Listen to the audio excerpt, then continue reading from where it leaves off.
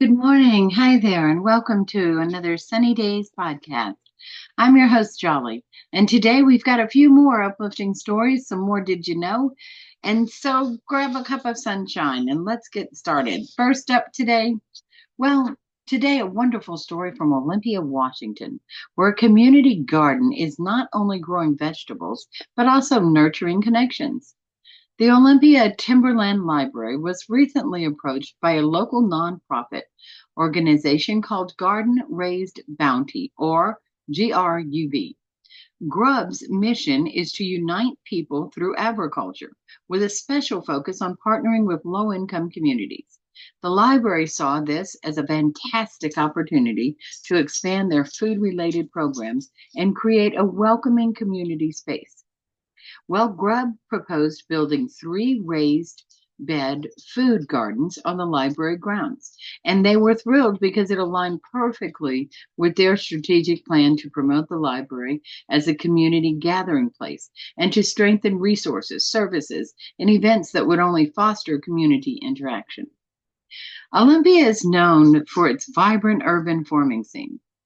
The city recently celebrated its 40th anniversary of its local farm market and has relaxed regulations around growing and selling produce. A 2014 Gallup poll even recognized Olympia as a leader in access to affordable produce. An interactive demonstration garden at the library seemed like the perfect addition to this community. So, this past April, Grub staff and volunteers installed the raised beds with supplies funded by the Friends of the Olympia Timberland Library. The project kicked off with a planting event that attracted patrons and neighbors, including residents from a nearby homeless shelter and staff from the Commons at Fertile Ground, a neighborhood green space dedicated to urban sustainability. Cool. Before this project, they didn't have any strong connections with these neighborhoods necessarily. Now, shelter residents and volunteers from the Fertile Ground help with daily water activity, daily weeding.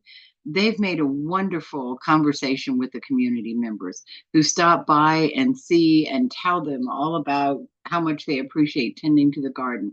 They're meeting so many new people, and it has been a most rewarding part of this program, said the library staff. The garden began to yield produce back in May. The library donated the harvest to the Food Not Bombs, a group that serves meals in front of the library on Saturdays. Any surplus was given to the local food bank, which gladly accepts fresh vegetables from private gardens anywhere. To further encourage the community, the library established a food and garden program series. Grub offered classes on topics like companion planning and composting. The series also featured a presentation from Thurston County Solid Waste on reducing food waste and an upcoming session with the local farmer on straw bale gardening. What an idea! This project has been an incredible way to partner with local organizations, create a learning space for gardening, provide food for people in need, and connect with your neighbors. It's a shining example of how community collaboration can transform a simple idea into a thriving hub of activity and support. Wow, that's awesome. Good job. A sunny day shout out to you guys. Keep it up. Keep it up. And now a sunny day's kind of an incredible story. Instead of a birthday this week we celebrate an extraordinary achievement that defies age and embraces the spirit of adventure. At 106 years old, Alfred Al Blanksky has reclaimed his title as the world's oldest person to tandem skydive, according to Guinness World Records. Now, back in 2020, at the age of 103, Al set his first record to commemorate his twin grandsons' college graduations.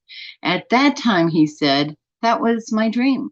I never thought I'd be around this long," he said, but when the title was briefly taken away from him by Rut Larson in 2022, Al vowed he was going to reclaim it.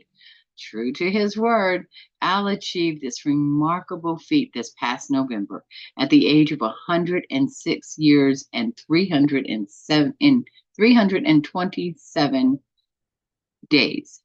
He soared through the sky from an altitude of 9,000 feet, proving that determination and courage know no bounds. As Al himself said, if you think you can't, you're just underestimating yourself. Let his incredible story inspire us all to chase our dream no matter our age and believe in the limitless potential within each one of us. Congratulations, Mr. Al, on your incredible accomplishment. And now, a Jolly Chat story we'll call Tommy's Fair Day. Tommy was a bright-eyed 10-year-old with a boundless curiosity for the world. He had heard of the wonders of the World's Fair from his parents, who had attended when they were young. The stories they had shared of incredible inventions, delicious foods, and people from all over the globe fascinated him. So when his parents announced that they would be taking him to the World's Fair that summer, well, Tommy could hardly contain his excitement.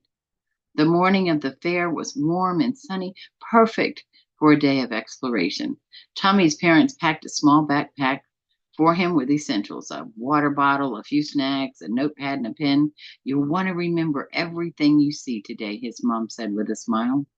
As they approached the entrance, Tommy's eyes widened. The fairgrounds were immense, with colorful banners waving in the breeze and the sounds of laughter and music filling the air. He could smell the popcorn and the cotton candy and something savory that made his tummy rumble. The first exhibit they visited was a showcase of futuristic technology, I'm sorry. Tommy marveled at robots that could solve puzzles, a car that could drive itself, and a virtual reality setup that let him explore the depths of the ocean without even getting wet. He put on the VR headset and found himself swimming alongside the sharks and schools of brightly colored fish. When he took off the headset, he looked up at his parents with wide eyes. That was amazing, he exclaimed. Next, they wandered over to the International Pavilion. Tommy was fascinated by the different cultures represented. He tried on a traditional kimono from Japan. He tasted spicy samosas from India and learned a few words of French from a friendly exhibitor. He wrote down everything in his notepad, his handwriting becoming more hurried and exciting as the day went on. As they walked through the fair, Tommy spotted a giant Ferris wheel towering above everything else. Can we go on that? Can we go on that? He asked. His dad nodded, and soon they were all seated in a bright red gondola, slowly ascending to the top. From the peak, Tommy could see the entire fairground sprawling out beneath him. It looked like a miniature world, bustling with life and energy. In the afternoon, they stumbled upon an exhibit featuring space exploration. Tommy got to sit in a replica of a space shuttle and pretend like he was an astronaut. He listened intently as a real astronaut spoke about what it was like to float in space and see the Earth from above. Tommy decided then and there that he wanted to be an astronaut when he grew up. As the sun began to set, the fairgrounds were illuminated with twinkling lights. They found a spot near the stage where the live band was playing really lively music. Tommy danced with his parents, laughing and spinning around under the colorful scene. On the way home, Tommy sat in the back seat of the car, clutching his notepad filled with scribbles and sketches. His head was buzzing with all the incredible things he had seen and he had done. Today was the best day ever, he said, his eyes heavy with sleep, but still sparkling with excitement. His parents smiled at each other, knowing that this day at the World's Fair would be a cherished memory for their adventurous and curious boy.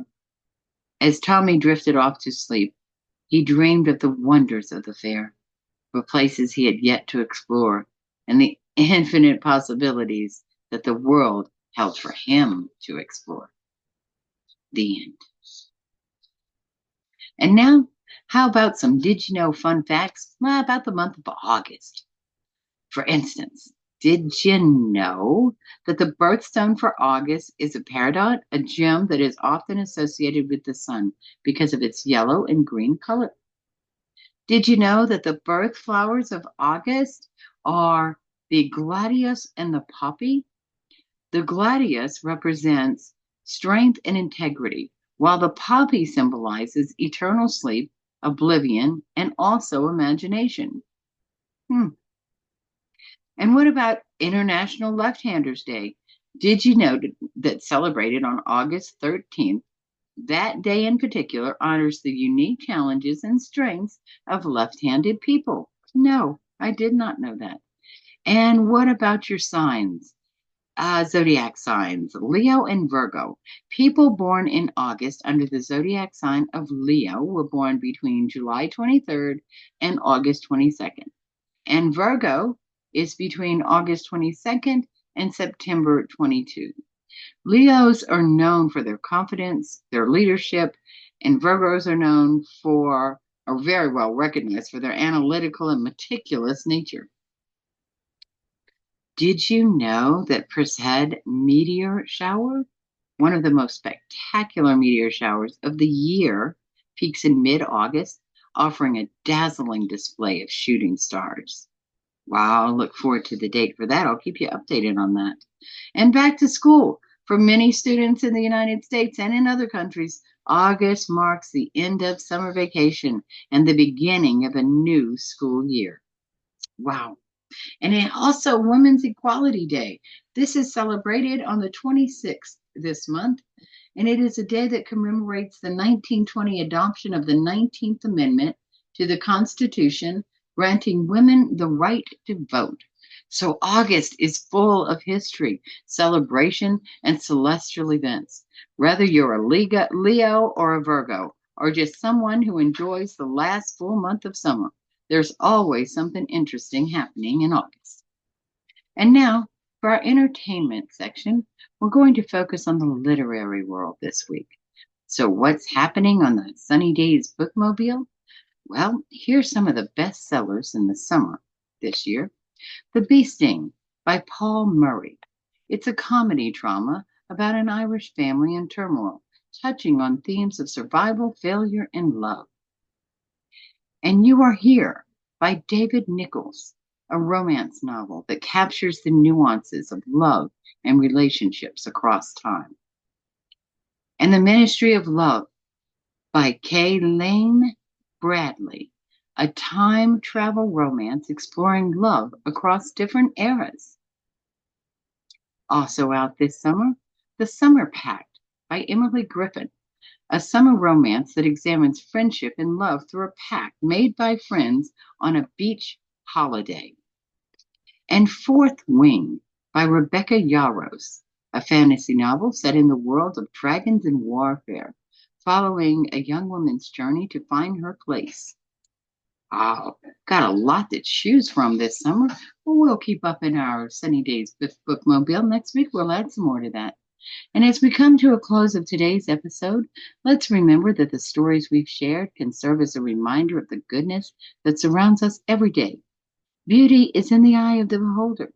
So find your beauty, shine, and share it. Remember to spread love, joy, and positivity whenever and wherever you go. See you next week for more stories, entertainment news, some more fun facts, and did you know? And until then, peace and love always. And thank you for tuning in to the Sunny Days podcast.